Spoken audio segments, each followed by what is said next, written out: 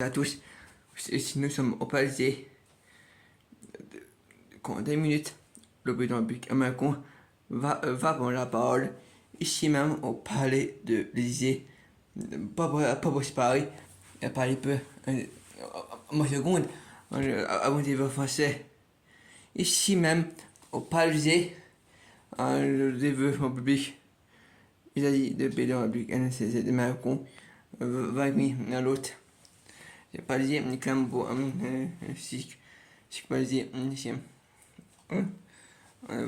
dans une minute, puis après, va prendre la parole ici même au palais de l'Élysée, le secours, après si le chuté, même, palais, c'est l'image, pendant, palais, avant qu'il va, palais, c'est comme catholique.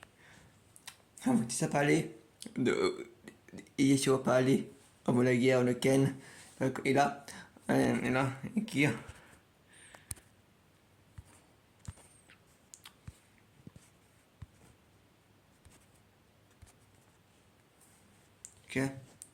mais en français et même la con va se mettre en lance partir des équipe pas mettre si ne pas mettre si on était ensemble suivant deux à partir pile donc si même un autre pour qu'à partir allez c'est parti.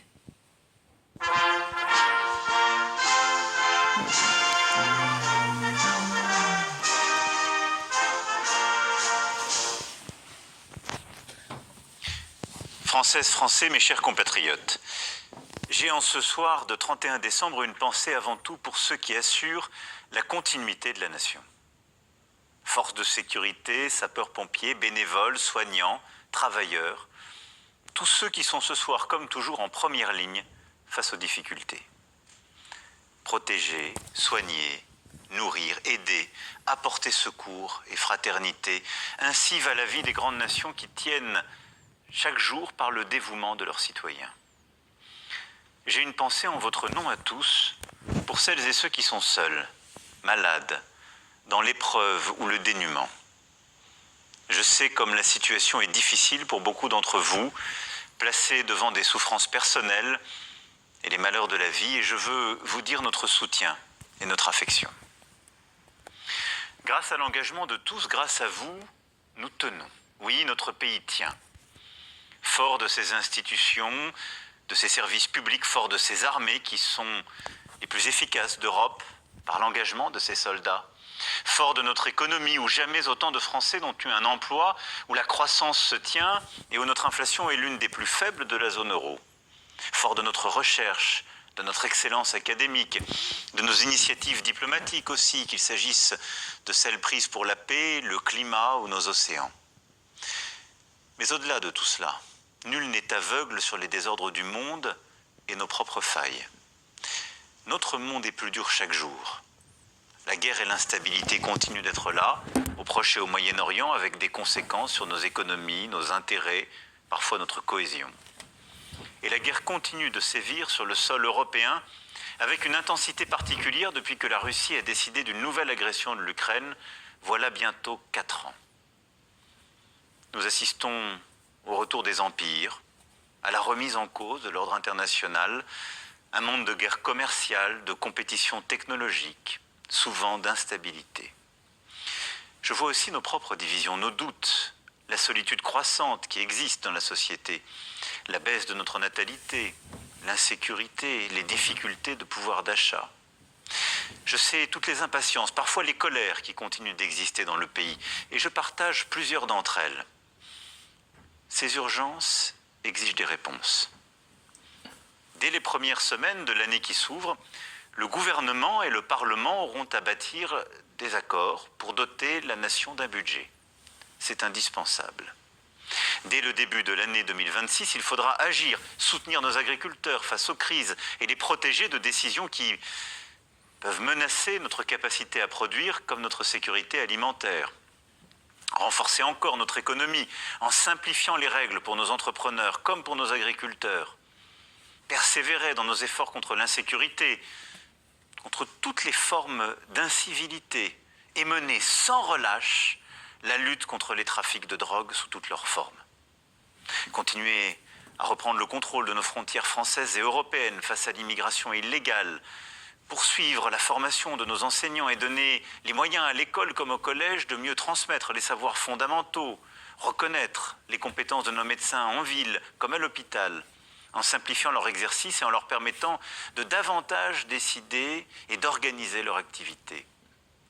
Mettre en œuvre une décentralisation concrète et radicale, construite avec nos élus de terrain pour simplifier le fonctionnement du pays, faire des économies et répondre aussi, par là même, aux aspirations légitimes de la Corse et de plusieurs territoires d'outre-mer.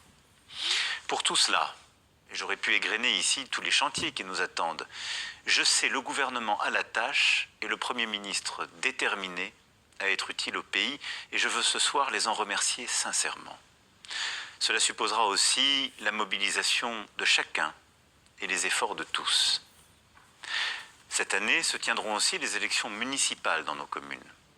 Et je veux redire ce soir à tous les maires, à nos élus, ma reconnaissance et ma gratitude envers eux.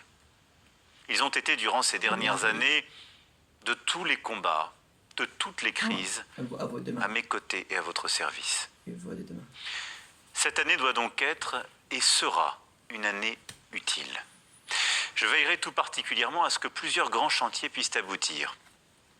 Nous verrons les premiers pas du service national pour l'engagement de nos jeunes, qui renforcera le lien entre nos armées et la nation.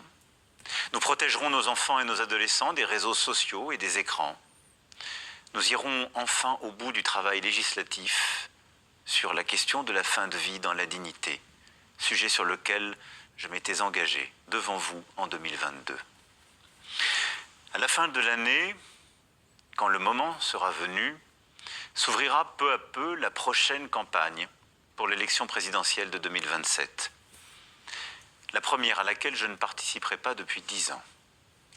Pour autant, je serai jusqu'à la dernière seconde au travail, tâchant chaque jour d'être à la hauteur du mandat que vous m'avez confié, et je ferai tout pour que l'élection présidentielle se déroule le plus sereinement possible, en particulier à l'abri de toute ingérence étrangère. Au-delà des chantiers à mener, je veux avoir pour notre nation 3 vœux. D'abord un vœu d'unité.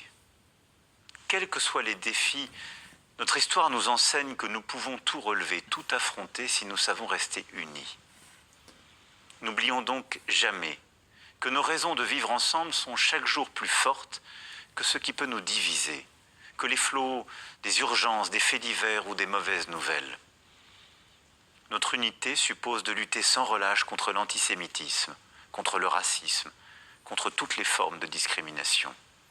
Notre unité exige de reconnaître que chaque Française, chaque Français a un rôle à jouer pour relever les défis qui sont devant nous, que chacun d'entre nous est nécessaire et doit être encouragé et reconnu. Oui, dans notre vie de chaque jour, au fond, je nous souhaite plus de bienveillance et plus d'humanité.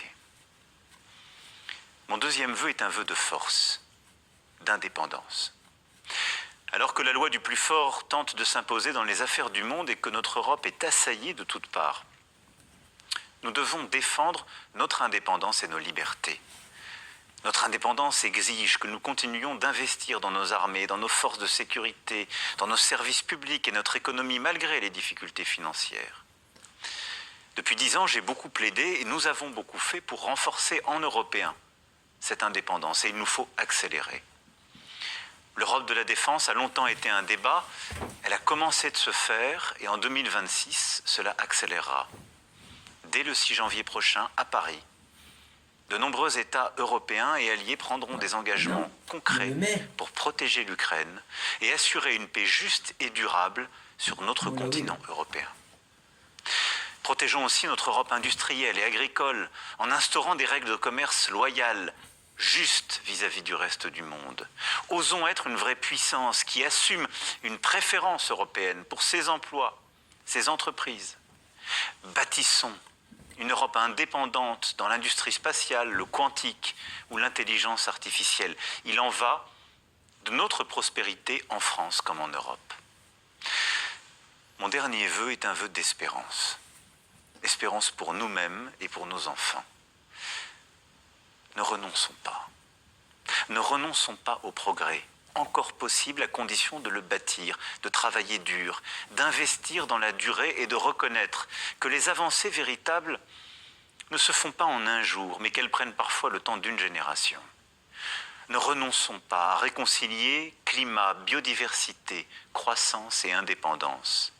Ne renonçons pas aux grandes découvertes scientifiques, à l'amour de la science et de la recherche, aux succès économiques. Ne renonçons pas à la place de la lecture, du beau, de la culture. Ne renonçons pas chaque jour à être une nation plus solidaire, plus fraternelle. Oui, au fond, je nous souhaite de résister à l'ère du temps, tout simplement car nous sommes Français. Nous devons tenir bon sur ce que nous chérissons, l'humain, la paix, la liberté. Nous y arriverons. Alors regardons devant et regardons loin, comme citoyens et comme nation. Mes chers compatriotes de France hexagonale, de nos outre-mer et vivant à l'étranger, je vous souhaite une très belle, une très heureuse année 2026. Vive la République, vive la France.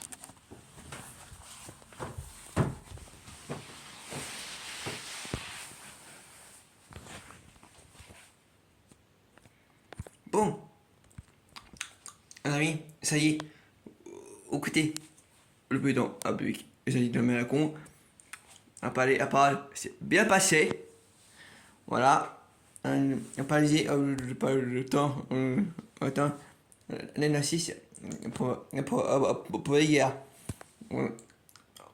Maurice,